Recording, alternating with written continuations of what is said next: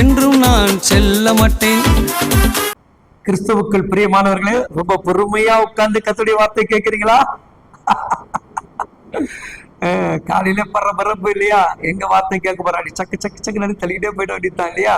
ஆனா பைபிள் சொல்லுது, கர்த்தருடைய வார்த்தைகள் சொல்லுகிறது, யாரெல்லாம் ரொம்ப பொறுமையா இருக்கிறாங்களோ, யாரெல்லாம் பொறுமையோடு கூட சில காரியத்தை கையாண்டு கொண்டு இருக்கிறார்களோ, அவங்களுடைய வாழ்க்கையில் என்ன கிடைக்குமா?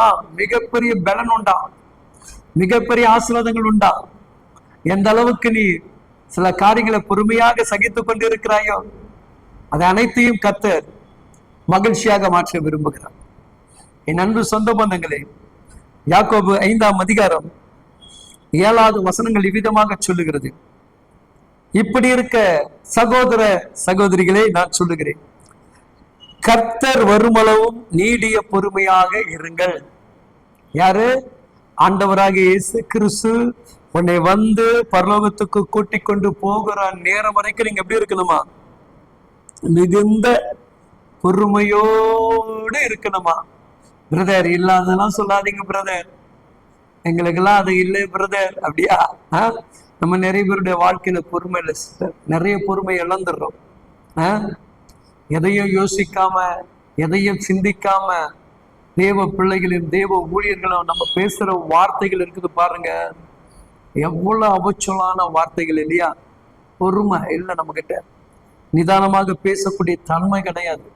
ஆனா அங்க வேதம் சொல்லுகிறது, இதை பயிரிடும் போது பூமி நற்பலனை தருமா, அடைய வேண்டும் என்றால் முன்மாறி பின்மாறி வரும் அளவுக்கு நீங்க என்ன பண்ணுமா?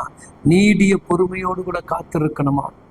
நன்மையான ஆசீர்வாதங்கள் வரும் வரைக்கும், ஒரு பெரிய மாற்றம் வருகிற வரைக்கும். இன்னைக்கு எல்லாரும் பேசிட்டு இருப்பாங்க, அதனால அவங்க கிட்ட போய் சண்டை போட்டுக்கிட்டு அவங்ககிட்ட போய் நீங்களாம் வாக்குவாதம் பண்ணாதீங்க. அந்த இடத்துல நீங்க பொறுமையா இருங்க. அவங்கள பார்க்க வச்சு கர்த்தர் நம்மளை உயர்த்துவார். ஆமா, அதுதான் அப்ப செய்வார். அவங்க இன்னைக்கு பேசுவாங்க, பல விதமாக உங்களை குறிச்சு பேசிட்டு இருப்பாங்க.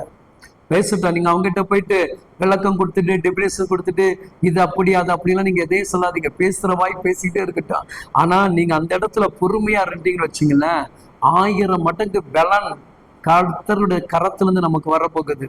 அதை பார்க்கும்போது அந்த வாயை தான் நம்மளை தூசிச்சுது, அந்த வாய் தான் நம்மளை குறிச்சு பேசிச்சு, அந்த வாயே பேசும், உண்மையிலே கர்த்தர் இவரை ஆசீர்வதிக்கிறாருப்பா, கர்த்தர் இவங்களை நேசிக்கிறாருப்பா, கர்த்தருக்குள்ள இவங்க உண்மையா தான் இருந்திருக்கிறாங்க, இன்னைக்கு பொய்யா இருந்தாங்க, பாவம் செஞ்சாங்க, அதை செஞ்சா பேசிட்டு இருக்கோம்.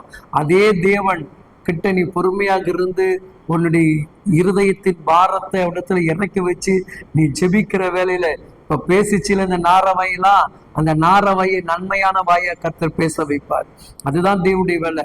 அதுக்காக அவங்களோடு கூட சரிசமமாக உங்களுடைய தரத்தை நீங்க குறைச்சிக்காதீங்க. உங்க தரத்தை அவங்க எவ்வளவுனா குறைச்சிட்டு போட்ட நமக்கு பிரச்சனை கிடையாது.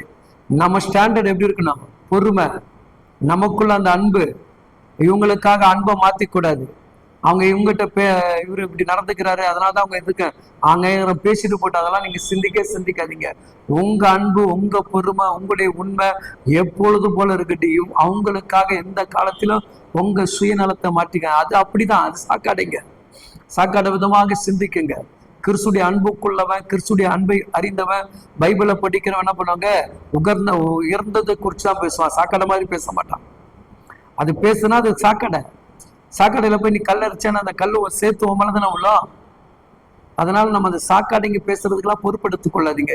நீங்க பொறுமையாக இருந்து காத்திருங்க. அந்த பலன் பாருங்க, முன்மாறி பின்மாறி மாதிரி ஒரு பெரிய மகிழ்ச்சியுடைய ஆசீர்வாதத்தை கர்த்தர் கொடுப்பார் இல்லையா? மழை பெஞ்சிச்சுன்னா எப்பண்டா நிக்குன்ற அளவுக்கு ஆண்டவர் அந்த மழையை என்ன பண்றாரு? அவ்வளவு இதா மாற்றுறாரு இல்லையா? மழை வராத போது என்ன பண்ண, மழை வேணும்னு கேட்போம், பொறுமை இழந்து இல்லையா?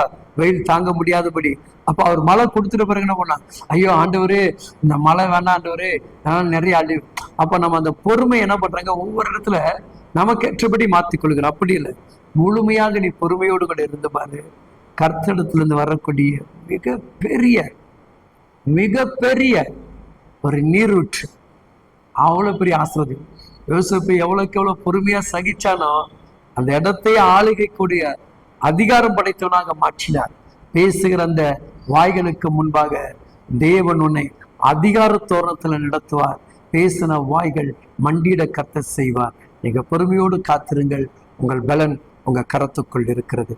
ஆமேன், ஆமேன்.